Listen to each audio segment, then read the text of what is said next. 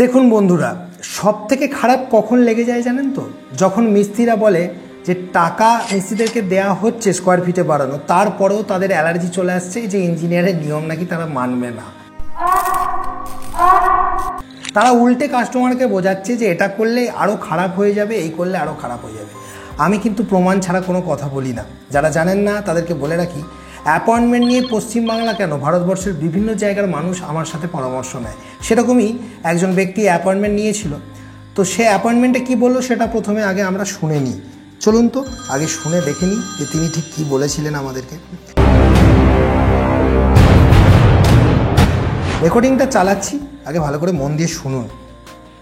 আমাকে পুরো পরিষ্কার এইভাবে বলছে। আচ্ছা, তোমার কোন জায়গায় বাড়িটা হচ্ছে, এমনি জায়গাটার নাম বলো। আমার পূর্ব মেদিনীপুর। পূর্ব মেদিনীপুর। আচ্ছা, মিস্ত্রি কি বলছে বলো? মিস্ত্রি বলছে যে 10 ইঞ্চি গাঁথার কোনো প্রয়োজন নেই, 10 ইঞ্চি গাঁথালে বাইরের দেওয়াল 10 ইঞ্চি গাঁথালে তোমার ঘরের ক্র্যাক আসবে, ক্র্যাক চলে আসবে, তাই তো?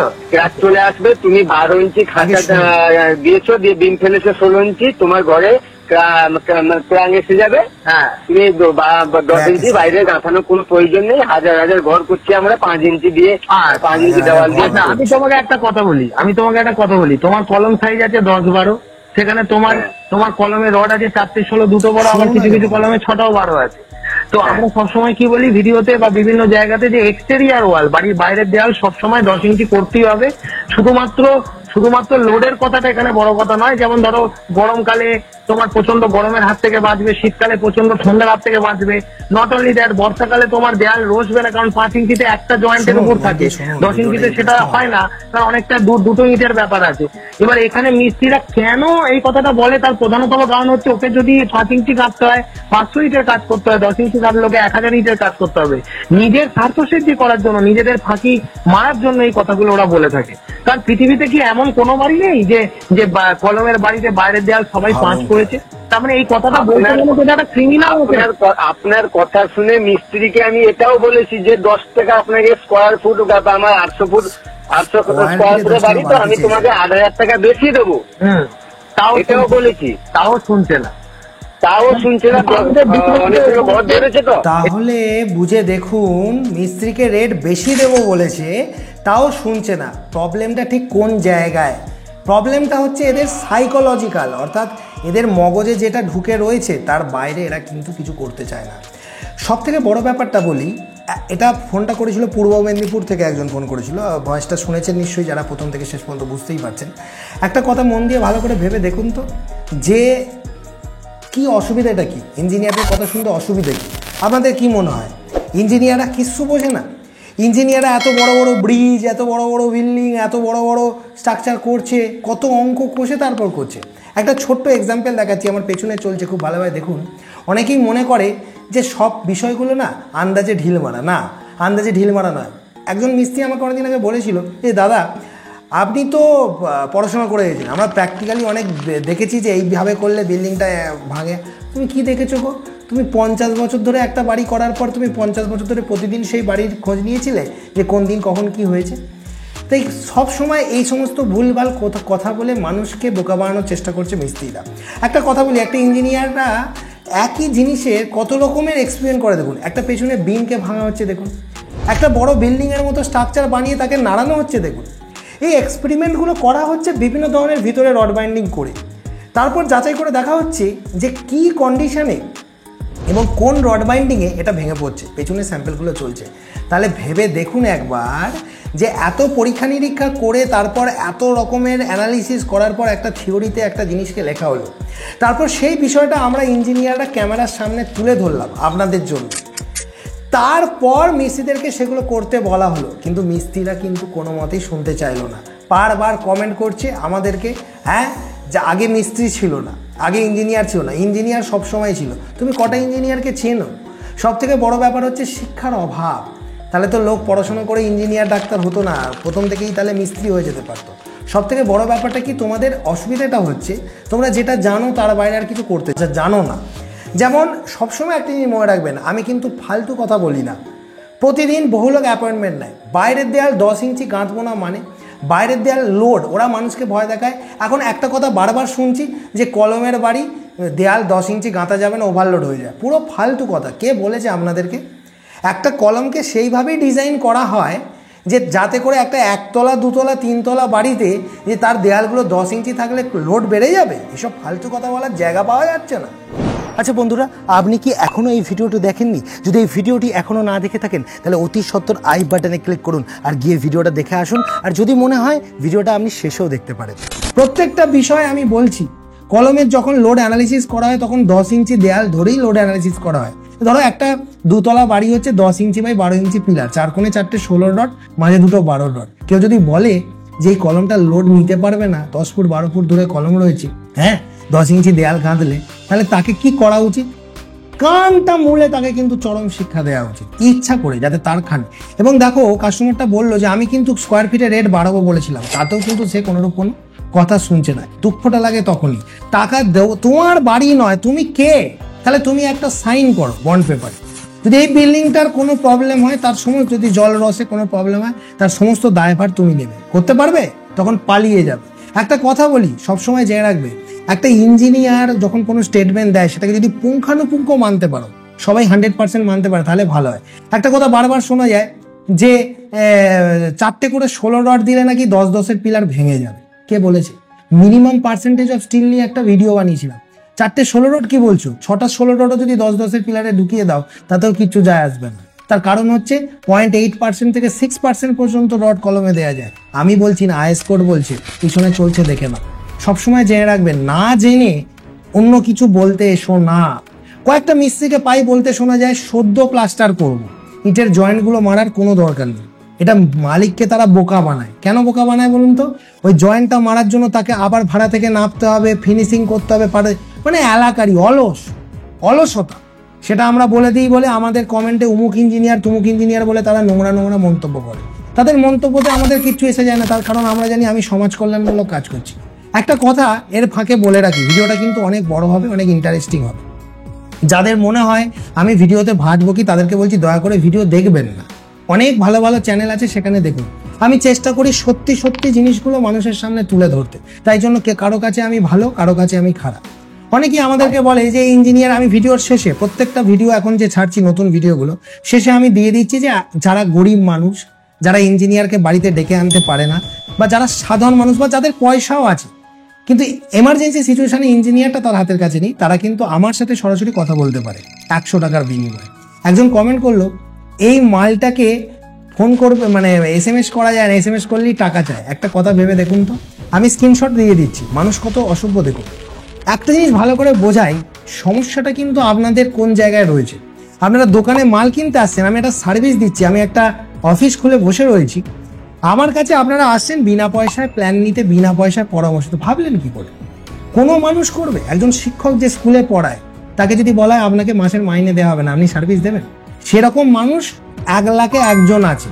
আগে তো আমাদের জীবন জীবিকা রয়েছে, আমরা তো সরকারি প্রজেক্টের অন্তর্ভুক্ত নয়, আমরা তো সরকারি তহবিল খুলে বসিনি, প্রকল্প খুলে বসিনি যে আপামর জনগণকে সেবা করব। আমি এত চ্যানেল বানিয়েছি, ভিডিও দিচ্ছি, যে বিল্ডিংগুলো 30-40 হাজার টাকা লাগে একটা ইঞ্জিনিয়ারের পেছনে, সেই বিল্ডিংগুলো আপনারা ইঞ্জিনিয়ারকে না এনেও আমার ভিডিও দেখে বানাতে পারি। এটা কি সেবা নয়? আপনারা ভাবলেন কি করে যে ওনাকে সারা দিন যদি বহু মানুষ ফোন করে? আজকে একটা ভেবে দেখো, আমার চ্যানেলে 1000 ভিডিও আছে, ঠান্ডা মাথায় বোঝো, তাহলে প্রত্যেকটা ভিডিওতে প্রতিদিন 10টা-20টা করে কমেন্ট আসছে। সেরকম ফেসবুকে আছে 1000 ভিডিও, ইউটিউবে আছে 1000 ভিডিও। তাহলে প্রতিদিন যদি একটা ভিডিওতে 10টা কমেন্ট আসে, 1000 ভিডিওতে 10,000 কমেন্ট আসবে। আছে হয়তো 922টা ভিডিও, অনেকে বলবে আপনি 1000 বলেন, আছে তো 924টা, 1000-এর কাছাকাছি। 10-20 হাজার কমেন্ট ফেসবুকে আছে, 10-20 হাজার কমেন্ট আসে ইউটিউবে। তা টোটাল 40-50 হাজার কমেন্ট প্রতিদিন আসছে, কখনো কখনো 1 লাখের উপর আসে। তারপর আমি একটা মানে স্যাম্পল চালাচ্ছি পেছনে, দেখুন এটা আমার হোয়াটসঅ্যাপ। আমি কারোর নামও দেখাবো না, আমি শুধু দেখাবো যে আমার SMS এর সংখ্যাটা দেখুন। অনেকে রিপ্লাই করে বলে যে আপনি যোগাযোগ করতে বললেন অথচ রিপ্লাই দিলেন না। একটা কথা বলি, এখানে যে নাম্বারগুলো দেওয়া থাকে এগুলো অফিসিয়াল নাম্বার, এখানে কিন্তু সরাসরি আমাকে পাবে না। আমার টিম তোমাকে প্রসিডিওর বলে দেবে যে কি প্রসেস মেনে কিভাবে পেমেন্ট করলে আমার সাথে কথা বলা যায়।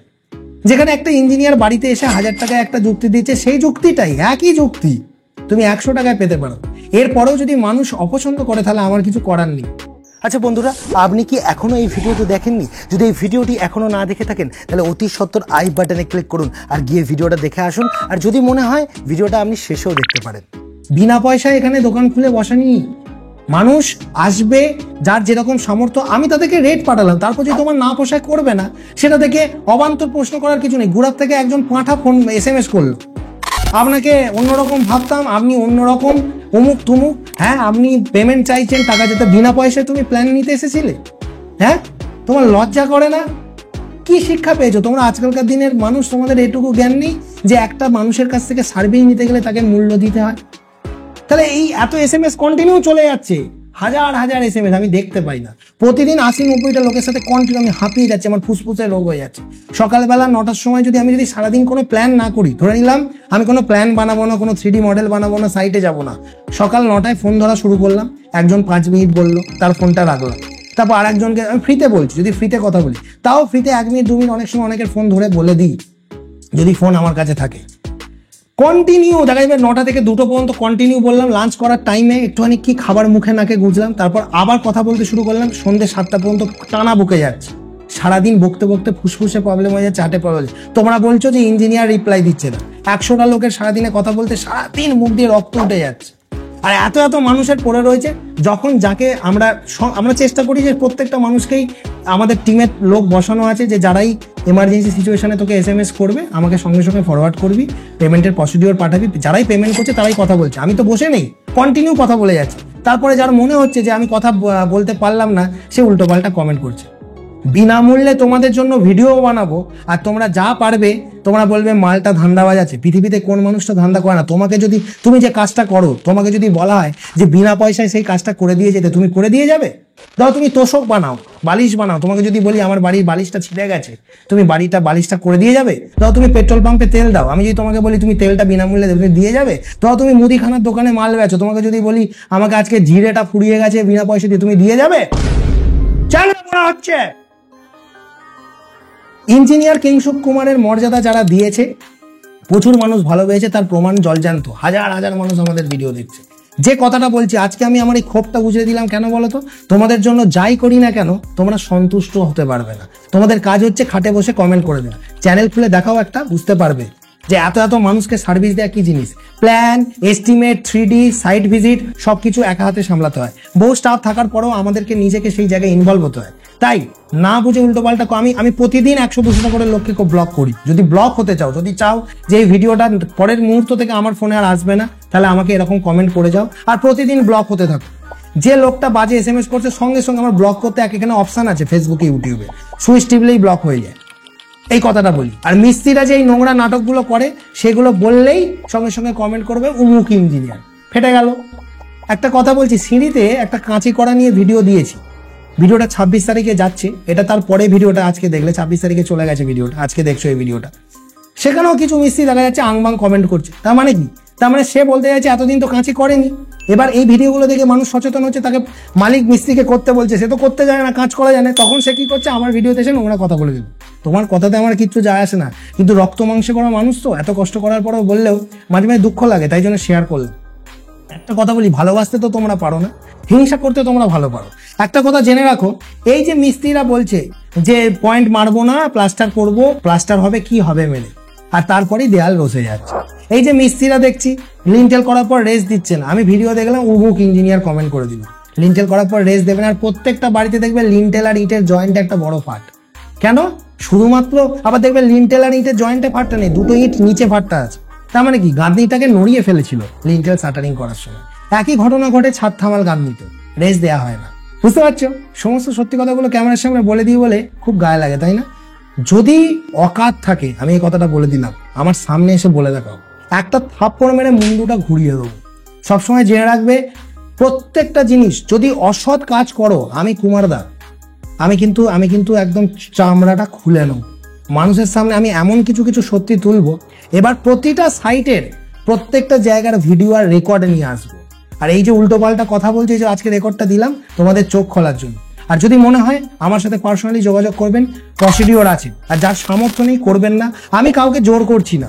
আমাকে যারা যোগাযোগ করছে, বাংলাদেশের লোক পর্যন্ত বলে, দেখুন কত মানুষ ভালোবাসে, দেখুন কত মানুষ ভালোবাসে, দেখুন কত কমেন্ট করেছে, দেখুন আমাকে। সেই কমেন্টগুলো দেখুন। হ্যাঁ, কত মানুষ ভালোবাসে আমাকে, দেখুন মানুষের ভালোবাসাগুলো দেখুন। ভালোবাসাগুলো দেখলে বুঝতে পারবেন যে মানুষ আজকে শাহিদ বলছেন, শাহিদ বলছেন কুমারদাকে ভালো লাগে কারণ তিনি তেলবাজ না, সত্যকে সত্য বলেন। বুঝতে পারছেন মানুষের ভালোবাসাটা দেখুন। সাহিল বলছেন এজন্য দাদা আপনাকে অনেক অনেক ভালোবাসা, আমিও কিছুটা বাড়ি নির্মাণ করেছি, পুরোটা পারিনি, তো আপনাকে আমি বাড়ি গিয়ে অ্যাপয়েন্টমেন্ট নেবো আপনার কাছ থেকে, কি কি ভুল হয়েছে জানার জন্য। হ্যাঁ, ইউর এক্সটি সুরাজ বলছেন you are very good person, I like you. ঠিক আছে। হ্যাঁ, সঞ্জিত দাস বলছেন আমি একজন নিজে মিস্ত্রি, আপনার ভিডিও সব দেখি, আমি আপনার ভিডিও থেকে আমি অনেক কিছু শিখেছি। বুঝতে পারছো। তারপরে নিচেও দেখো কত থ্যাংক ইউ বস, আপনাকে কি বলেছে ধন্যবাদ জানাবো, মইমুর ইসলাম বলছেন। আচ্ছা, আরেকজন বলছেন আপনার প্রতিটা ভিডিও বা কথা খুবই গুরুত্বপূর্ণ, যারা আপনাকে দিয়ে কাজ করে তাদের ভাগ্যটা আসলেই ভালো, বাংলাদেশ থেকে বলছে।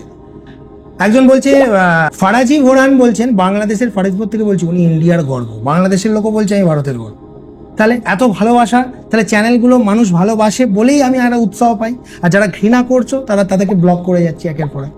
তোমরা ভেবো না তোমরা পার পাবে, এবার থেকে আর কমেন্ট ডিলিট করবো না, ওই যারা উল্টো পাল্টা কমেন্ট করছো সেগুলোকে রেখে দেবো, মানুষের সামনে দেখবে তারা যে তোমরা কারা, তোমাদের দেখে তোমাদের চাঁদ বদনটা চিনে রাখবে। দেখুন অনেকেই যারা ভিডিও দেখছেন বা এই ভিডিওটা শেষে হয়তো ভাবছেন যে ইঞ্জিনিয়ার স্যারের সাথে যদি ডাইরেক্ট কথা বলতে পারতাম বা কিভাবে যোগাযোগ করব। আমাদের এই যে ভিডিওটা চলে তার স্ক্রিনের এই কর্নারটাতে একটি নাম্বার দেওয়া থাকে, সেটা হোয়াটসঅ্যাপ নাম্বার, ওখানে শুধু লিখতে হয় যে স্যারের সাথে একটা অ্যাপয়েন্টমেন্ট চাই, মাত্র 100 টাকার বিনিময়ে 10 মিনিট সরাসরি আমার সাথে ফোনে কথা বলা মানে কি বাড়ি নির্মাণের বিষয়ে ডিসকাস করা, আলোচনা করা, বিভিন্ন ধরনের সাজেশন নেওয়া, কোনো সমস্যায় পড়ে গেছেন, রড বাঁধার বিষয়টা মিস্ত্রিরা বুঝতে পারছেন না, 1000-2000 টাকা দিয়ে ইঞ্জিনিয়ারকে ডাকতে পারছেন না, তৎক্ষণাৎ একটা অ্যাপয়েন্টমেন্ট চাই, মাত্র 100 টাকার বিনিময়ে সরাসরি ফোনে আমার সাথে কথা বলে জেনে নিতে পারবেন।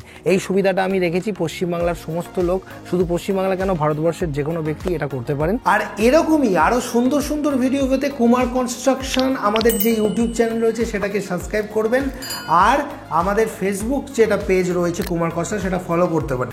অনেকেই কুমার কনস্ট্রাকশনের সেম চ্যানেল লোগো এবং নাম ভাঙিয়ে কিন্তু আপনাদেরকে বিভ্রান্ত করতে পারে, তবে আপনারা অবশ্যই যাচাই করে নেবেন।